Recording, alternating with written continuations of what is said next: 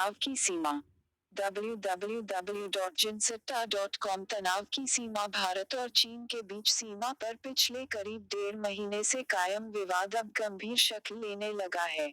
हाल के दिनों में चीन ने भारत के कई कदमों पर जिस तरह आक्रामक बयानबाजी की है, उससे यही लगता है कि उसकी दिलचस्पी तनाव को कम करने के बजाय उसे हवा देने में है। यह अपने आप में एक विचित्र आरोप है कि भारत चीन की सीमा पर सैनिक भेजकर राजनीतिक उद्देश्य पूरा करना चाहता है।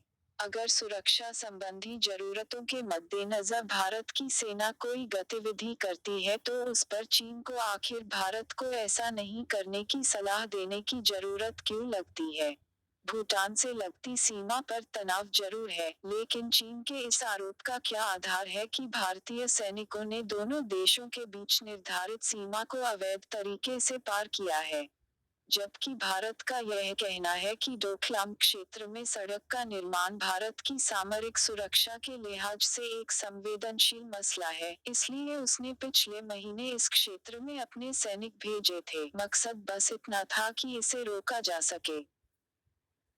स्वाभाविक चिंता है कि इस क्षेत्र में अगर सड़क तैयार हो गई तो पूर्वोत्तर के राज्यों को देश से जोड़ने वाले 20 किलोमीटर के दायरे में चीन का दखल बढ़ जाएगा। इस इलाके को सेवन सिस्टर्स के नाम से जाना जाता है और यह सामरिक रूप से बेहद अहम है। दूसरी ओर, चीन के सरकारी मीडिया ने साफ तौर पर कहा कि वह भारत से निपटने के लिए तैयार है। इस तरह के उकसावे वाले बयानों का क्या आशय निकाला जाए?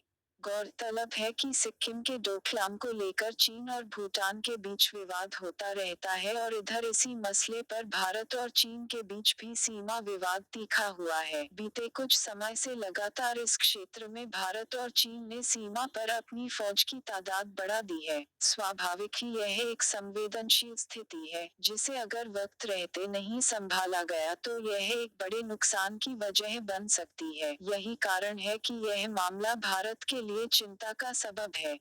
बुधवार को संसद में पूर्व रक्षा मंत्री मुलायम सिंह यादव ने कहा भी कि आज भारत की सबसे बड़ी चिंता पाकिस्तान नहीं, चीन है, क्योंकि वह हमले की तैयारी कर चुका है। अगर उनकी आशंका का आधार मजबूत है तो निश्चित रूप से यह स्थिति भारत के लिए सजग रहने की है। दोनों देशों के बीच करीब 3,500 किलोमीटर लंबी सीमा है। सीमा विवाद की वजह से ही 1962 का युद्ध हुआ था, लेकिन अब भी कुछ इलाकों को लेकर विवाद कायम है, जिसकी वजह से भारत और चीन के बीच तनाव पैदा हो जाता है। यह किसी से छिपा नहीं है कि विस्तार के कई मोर्चों पर चीन एक साथ काम कर रहा है, जिसमें सड़क, रेल, आर्थिक शक्ति और तकनीकी विकास प्रमुख है। खासतौर पर भारत की सीमा से सटे क्षेत्रों में वह जिस तरह सैन्य गतिविधियां चला रहा है, वह भारत की सुरक्षा के लिए एक बड़ा खतरा है। चीन के रवैये का अंदाजा इससे भी लगाया जा सकता है कि उसने सिक्किम के नाथुला दर्रे से होकर जाने वाले 57 भारतीय तीर्थयात्रियों को कैलाश मानसरोवर यात्रा के लिए रास्ता देने से भी इनकार कर दिया। क्या इससे यह जाहिर नहीं होता कि वहां अवैध गतिविधियों का आरोप लगाकर चीन अपने ऊपर लगने वाले आरोपों से पल्ला झाड़ना चाहता है? हिंदी न्यूज से जुड़े अपडेट और व्यूज लगातार।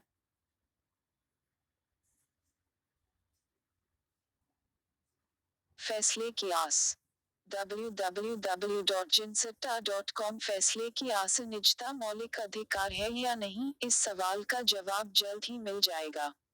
देश के सुप्रीम कोर्ट का ध्यान मंगलवार को इस ओर तब गया, जब मुख्य न्यायाधीश न्यायमूर्ति जगदीश सिंह खेहर की अध्यक्षता वाली खंडपीठ आधार अधिनियम की वैधानिकता पर सुनवाई कर रही थी। अदालत के सामने यह सवाल था कि क्या यह अधिनियम किसी व्यक्ति के निजता के अधिकार का उल्लंघन करता है।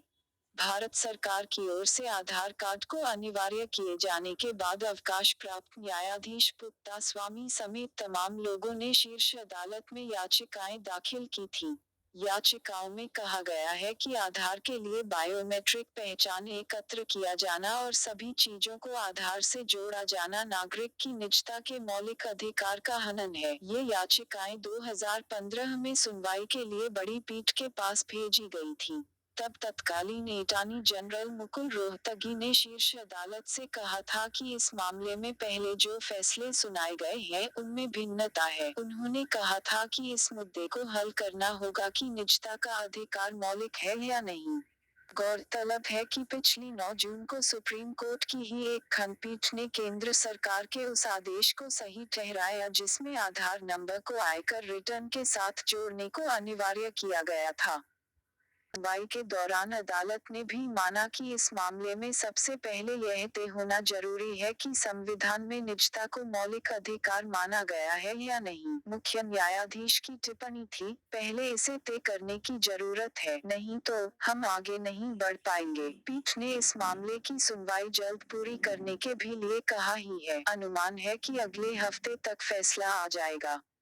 संविधान पीठ की अध्यक्षता भी मुख्य न्यायाधीश करेंगे, जिसमें न्यायमूर्ति जे चेलामेश्वर, न्यायमूर्ति एस ए बोबडे, न्यायमूर्ति धनंजय वाई चंद्रचूड़, न्यायमूर्ति एस अब्दुल नजीर आदि शामिल होंगे। 9 सदस्यीय संविधान पीठ यह भी देखेगी कि संविधान में परिभाषित मौलिक अधिकारों में निजता का अधिकार शामिल है या नहीं।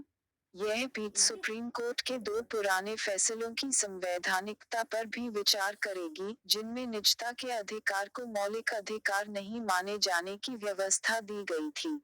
इनमें एक फैसला 1954 में 8 जजों की खंडपीठ ने एमपी शर्मा व अन्य बनाम सतीश चंद्र और दूसरा फैसला 1962 में 6 जजों की खंडपीठ ने खड़क सिंह बनाम उत्तर प्रदेश मामले में दिया था। हालांकि, सुनवाई के दौरान याचिकाकर्ताओं के अधिवक्ताओं ने कहा कि छोटी पीठों ने अपने कई मामलों में निजता को मौलिक अधिकार माना है। 1978 में मेनका गांधी बनाम भारत सरकार के मामले में भी सम्मानजनक जीवन जीने के अधिकार को मौलिक अधिकार माना गया था। ऐसे में निजता का अधिकार भी अनुच्छेद 21 के तहत मौलिक अधिकार माना जाना चाहिए।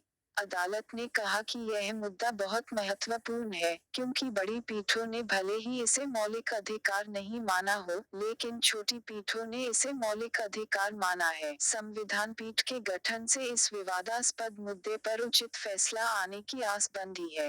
हिंदी न्यूज से जुड़े अपडेट और व्यूज लगातार हासिल करने के लिए